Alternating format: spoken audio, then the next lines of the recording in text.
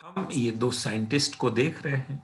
एक है Herbert bear और दूसरे साइंटिस्ट का नाम है स्टैनले कोहन। तो दरअसल बात यह है, अगर हम बायोटेक पढ़ते हैं, बायोटेक कितना इम्पोर्टेंट है हम जानते हैं। कोई भी वैक्सीन बनाना है बायोटेक की मदद से, है ना। इवन आईवीएफ जानते हो, इन विट्रो फर्टिलाइजेशन बायोटेक है वो। हम जानते हैं कोई एंजाइम बनाना है, कोई हार्मोन बनाना है लार्ज स्केल पर, तो बायोटेक से ही संभव है। और बायोटेक होल सोल डिपेंड करता है जेनेटिकली मॉडिफाइड, और ये डिपेंड करता है आरडीएनए पर, रिकॉम्बिनेंट डीएनए। और ये रिकॉम्बिनेंट डीएनए सबसे पहले बनाया था हर्बर्ट। तो जो बुनियाद है बायोटेक्नोलॉजी की, जो बुनियाद है, वही बुनियाद इन लोगों ने डाली है। तो आप समझ सकते हो कि कितने इंपॉर्टेंट पर्सन का फोटो आप देख रहे हो, है ना। फिजिक्स है, केमिस्ट्री है, बायो है। बायो के बहुत ज्यादा एप्लीकेशंस नहीं थे, लेकिन बायोटेक डेवलप जब से हुई है तब से बायो के बहुत ज्यादा, फ्यूचर में और ज्यादा बायोटेक के एप्लीकेशन आने वाले हैं। अभी कोरोना है, अब वैक्सीन का हम 1 साल से देख रहे हैं।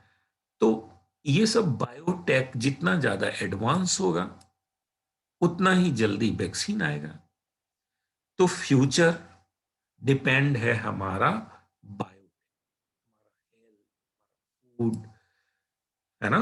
ये सब हेल्थ फूड हमारे लिए कितना ज्यादा इंपॉर्टेंट है इंसानों के लिए।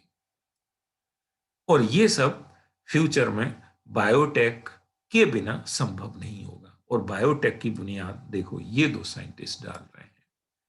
तो आखिर उन्होंने किस तरह से बुनियाद डाली, किस तरह से इन्होंने शुरुआत की? क्या है कि इन्होंने स्टडी की इकोलाई से जो रेस्ट्रिक्शन एंजाइम निकलते थे, इकोलाई के जो रेस्ट्रिक्शन एंजाइम्स थे, उनको, उनके ऊपर, उनकी प्रॉपर्टीज के ऊपर, है ना, जो रेस्ट्रिक्शन एंजाइम्स की क्या प्रॉपर्टीज हैं, इन्होंने स्टडी किया। डिस्कवरी तो पहले ही हो चुकी थी, रेस्ट्रिक्शन एंजाइम की डिस्कवरी इन्हीं के टाइम में लगभग इसी दौरान हो रही थी। लेकिन इन्होंने उस रेस्ट्रिक्शन एंजाइम की प्रॉपर्टीज को स्टडी किया और इन्होंने देखा कि ये एक खास मैनर में, एक खास फैशन में डीएनए को कट करता है। और कट करने के बाद जो एंड प्रोड्यूस होते हैं वो स्टिकी। तो ये इन्होंने जाना, हार्वर्ड बेयर ने। तो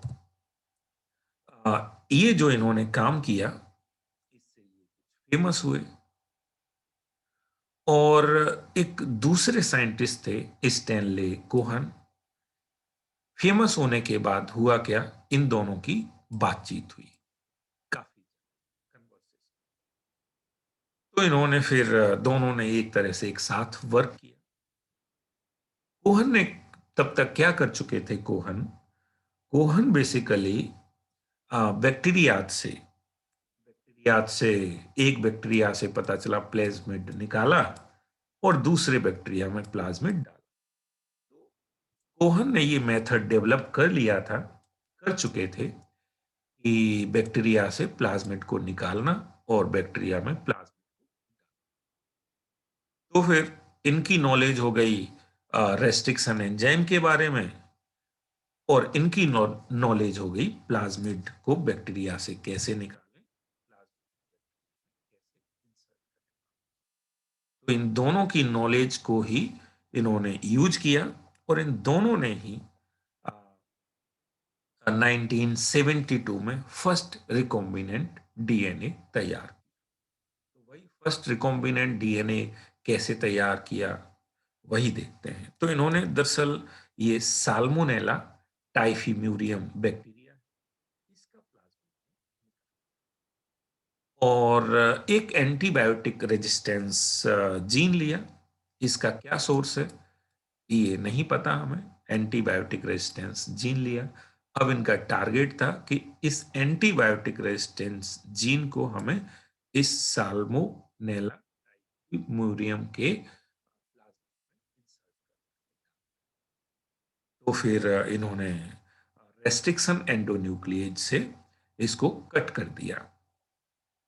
ठीक है, कट करने के बाद फिर इसको लाइगेज एंजाइम की मदद से इसको अटैच कर दिया, इसमें एंटीबायोटिक रेजिस्टेंस जीन को अटैच कर दिया।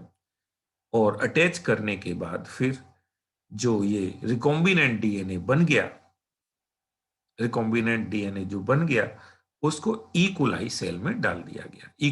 बैक्टीरिया में आरडीएनए को इंसर्ट कर दिया। और फिर ये जो इंसर्ट हो गया प्लाज्मिड, बाद में पता चला ये इसमें क्लोनिंग हो रही है। जब प्लाज्मिड की क्लोनिंग हो रही है तो साथ ही साथ जो एंटीबायोटिक रेजिस्टेंस जीन इन्होंने इंसर्ट किया है उसकी भी क्लोनिंग हो रही है।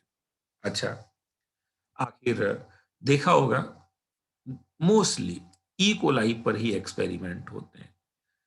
इन्होंने ये काम करके देखा एंटीबायोटिक रेजिस्टेंस जीन डाल के तो ई. कोलाई पर, आखिर हम इस बैक्टीरिया पर क्यों नहीं करते? देखो ये साल्मोनेला टाइफीम्यूरियम है, ये डिजीज कॉजिंग है। और डिजीज कॉजिंग और ये जो एंटीबायोटिक रेजिस्टेंस जीन है वो क्या होता है? एंटीबायोटिक रेजिस्टेंस जीन बेसिकली एक ताकत है, वो किसी एंटीबायोटिक की प्रेजेंस में भी ग्रो कर सकता है। और कोई बहुत खतरनाक बैक्टीरिया के पास ये पावर आ जाए तो वो और ज्यादा खतरनाक हो जाएगा, बीमार करेगा और हम उसे ठीक भी नहीं कर सकते क्योंकि उसके पास एंटीबायोटिक रेजिस्टेंस जीन आ गया। तो हम आ, ऐसे बैक्टीरिया जो हानिकारक है ही नहीं, हमें कोई डिजीज ही नहीं करता ई. कोलाई, तो फिर हम ऐसे बैक्टीरिया को ताकत दे सकते हैं। कम से कम ये हमारा नुकसान नहीं करेगा। अगर ऐसा हुआ कि किसी की गलती से, साइंटिस्ट की गलती से ये लैब से बाहर आ गया, ग्रो करने लगा, तो कम से कम ये हार्म तो नहीं करेगा। तो ये वजह है बेसिकली इसको इकोलाई को इस्तेमाल करने की। तो इस तरह से ये फर्स्ट रिकॉम्बिनेंट डीएनए तैयार